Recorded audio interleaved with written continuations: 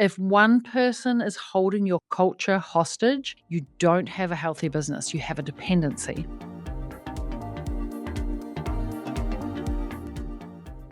And I keep thinking, what if I say something and it blows everything up? Culture doesn't break in a day, it breaks in silence.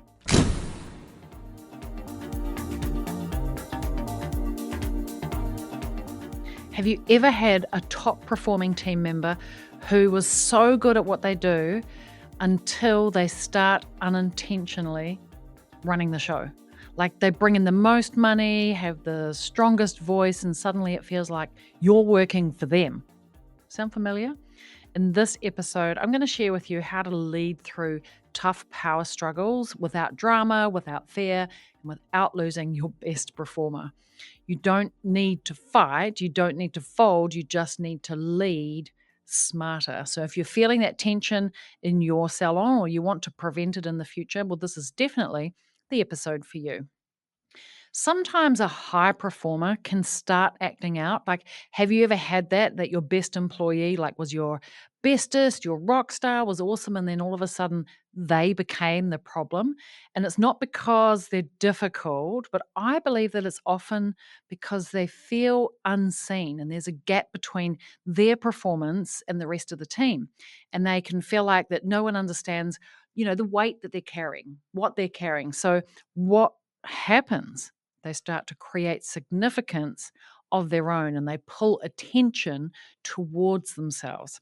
And they start leading, of course, without permission, and unintentionally they pull the team completely off course.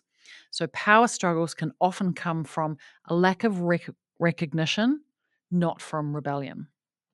And if you're avoiding a conversation with your high performer, like now the problem person, it's probably because you're scared that if you tackle it, they'll leave. So I totally get it. Like I understand that they're valuable and they bring in the money. But if one person is holding your culture hostage, you don't have a healthy business. You have a dependency. And it's easy to want to go and crawl into a hole and like hide under the blankets. But instead of shrinking, really, it's time to lead.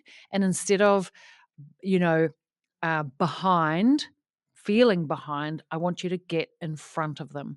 And I think that it's easier than you think, actually. Most high performers don't actually want to be at the head of the class, uninvited, by the way, and that there are many reasons why they feel uncomfortable to be there, which is why they start to create problems. There's too many eyes on them if they don't feel comfortable with that, lots of pressure without, clearly having permission to be there at the top of the class.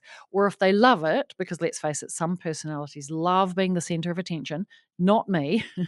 um, are they getting the respect that they feel that they deserve? And if you're like me, I don't love to give attention, probably because I don't love to have it, to attention seekers. Like, is this not my personality? So it depends on the personality dynamic.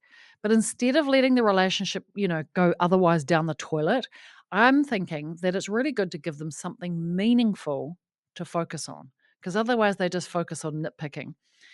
So high performers don't really want to be there if they're not invited and if they're not wanted, but they do want to have a challenge. So give them the significance that they're looking for. It could be things like mentoring a new team member, leading a quarterly team workshop. Let them spread their goodness and the knowledge that they have into the community, under your brand umbrella, of course, or elevate them to the next level, like in your career pathway. If their numbers qualify, of course, but if they're your top performer, it's likely if you run out of levels, create a new one. I can show you how to do that. But maybe it's as simple as assigning them a small leadership project, this isn't putting them on a pedestal, it's redirecting their power that they have otherwise misguided in the business with a clear purpose. So give them a finish line, not a free pass. Redirect them towards a new finish line. Certainly don't hide under the blankets and pretend it's not there. Because if recognition isn't rewarded, I feel like it's required for high performers, and culture doesn't break in a day, it breaks in silence. So I was talking with a salon owner just recently, which inspired this podcast, and let's call her Harper. So Harper had a stylist. Let's call her Emma, and Emma was absolutely amazing. She was smashing it, and she had the highest rebooking rate in the business. She took home the most in commission, and her clients adored her. But Emma had started rolling her eyes in team meetings, ignoring the team chat, and kind of just running her own race, making side comments. The vibe was off, and the rest of the team were quietly starting to resent her. And Harper started hearing hearing it. It was bubbling back up to her. So Harper, when she spoke to her, admitted that she had been avoiding speaking to Emma, and because she was scared that, if she tackled it and didn't tackle it right, that Emma would leave.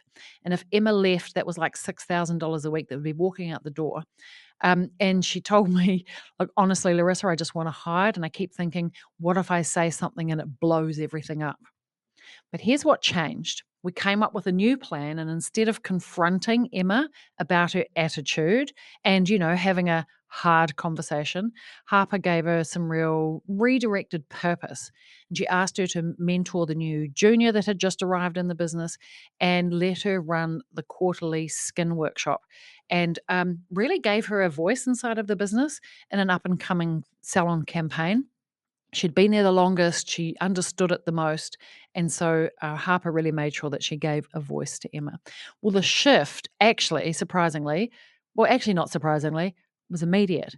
Emma went from moody to motivated, and the pressure lifted off Harper because she now had permission to lead, and she said she realized that she really wasn't leading out of fear anymore. Like, that had gone, and she was back feeling in control of her business. So, one tool to think about and is easy to remember is use the mirror, not the hammer. And you don't need to tear somebody down to make a point, and you don't need to bring the hammer down. It doesn't have to be a hard conversation. You just need to hold up a mirror and let them see what it might be that they don't realize what they're doing and the impact of what they're doing and how they're showing up. Hey, it's me again. I just wanted to interrupt and jump in here quickly to say thanks for listening to the podcast. I really appreciate you being here. Just one question though. If you are listening to this episode and thinking, oh my God, this is me, but I'm just not sure what to do, well, don't worry. I've got some strategies for you. The Salon Mastery program will help you develop and implement a 100K team, 100K mindset, strategies and steps designed to help you lead your team to enjoy 100K careers and install the 100K mindset and motivation so you can help build that inside of your team. The systems, the processes to master the 100K day so you can build the $1 million salon. So I want to invite you to join me for a complimentary $1 million strategy call. We'll discuss your business, your role in the business. Let's see if I'm the right person to help you grow your business and your team. Together, we can reach the $1 million mark. All you need to do is click the Apply Now button in the show notes of this very episode. You're welcome to book a time, a strategy call. We'll have a chat. All right, that's enough for me. Let's get back to the episode. I always recommend what I call the hamburger method. It's a simple 3-part structure for giving feedback, and it feels honest, kind, and clear, which is important. So let me walk you through how it works. Well, first, you want to start with something that's um, real that they've done. Like, be specific and no fakey, fluffy stuff, but it's about anchoring the conversation in some positive truth and adding a bit of respect. So start with a positive. This is the burger of the burger bun, right? So you start with something, praising something that they've done. So you might say something like, "Hey, I just wanted to say that the results you're having with your clients at the moment have totally been next level. And you've been super consistent. Your rebooking is high, or in this particular case, it is the highest, like you're doing so well. And I can see the positive impact that you're having on the team, if that's true, by the way." Truth is important. Then you want to insert the middle, like this is the meat. This is where we insert the truth, kind, clear, and it's best actually if you can just do it without emotion. Like, how can you speak without the emotion? Because if it's truth and it's factual, then and the emotion is removed, then it doesn't become hard. It becomes helpful. So you might say something like, hey, I've noticed that in the team huddles or around the younger girls, some of your comments are coming across a little bit dismissive. And I don't think it's your intention. Like, I trust it's not your intention, but it's creating some tension. And they're pulling back instead of stepping up towards you.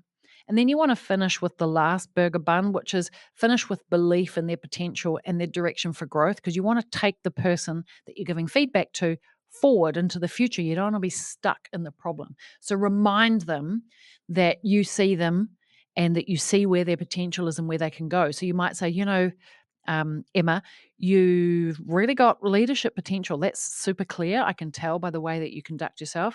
And I'd love to work with you on that, like developing that in a way that really lifts up the whole team so those young girls respect you. Because I know that when you're on fire, everybody feels it. Now, why does that work? Because it's not because it's soft, but it is smart. And you're not lecturing and you're not rescuing, but you're reflecting. And the reflection invites Emma to take ownership of that and really think internally without triggering, because you've removed the emotion, without triggering, and so she doesn't get defensive. So the key takeaway here is don't go in to fix them, go in to refocus them. And they don't need a spotlight or a shutdown. They just need redirection and a mirror to see the truth, because that feels really important. Otherwise, you're not doing them any favors for sure. So I always think lead culture, don't chase it. Like, culture isn't what you say that it is or you've designed it to be. It is measured by what you will allow and what you reward and what you redirect. And if someone is starting to dominate the vibes and taking it sideways or dividing the team, then you have to step in and reset the tone. And so there are a couple of tools that we use inside of Salon Mastery, like Birds of a Different Feather or the Courtesy Culture Workshop, that really help teams come together and identify, see a mirror, see each other. And it's amazing for this to bring people together and pull them together in a focused, directive workshop to learn new skills about communication. And it brings because it brings everybody back to, like, who are we as a team and as a brand? How do we operate? Like, really getting clear about that and what we'll agree to uphold as a team. And when you set that, then you've got something to measure and hold people accountable to. Best of all, it takes the pressure off you, having to do it all alone and hold up the team and hold the pressure, because culture isn't built in conflict, but it is built in consistency in leadership. So, strong leadership isn't about being the loudest in the room or the noisiest or speaking the most. It's about knowing where you're headed and that you're taking everybody with you and that they're really clear on where you're leading them.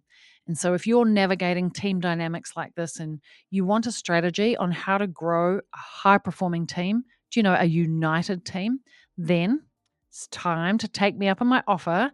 Let's have a strategy call with me or with one of my team. And the goal of that session is to map out, like, what are the steps that you need to lead with confidence, to stop hiding under the blankets and have hamburger conversations that aren't difficult, but actually you can lead smarter. Protect your culture and grow that $1 million salon that you're really keen to get to, but without overworking yourself to the bone and rescuing everybody and hiding from tricky conversations. So all you need to do is head to our website. There is a drop down called programs, and you can apply to join Salon Mastery there and book a call with me. But also, I'm going to leave the link to do so in the show notes of this episode. So all you need to do is scroll down to the bottom and the link is there. So let's build the business that you actually want to lead and actually want to be at, and enjoy being the leader of your business once again. All right, well, that's a wrap from me. Until next week, same time, same place. Ciao for now.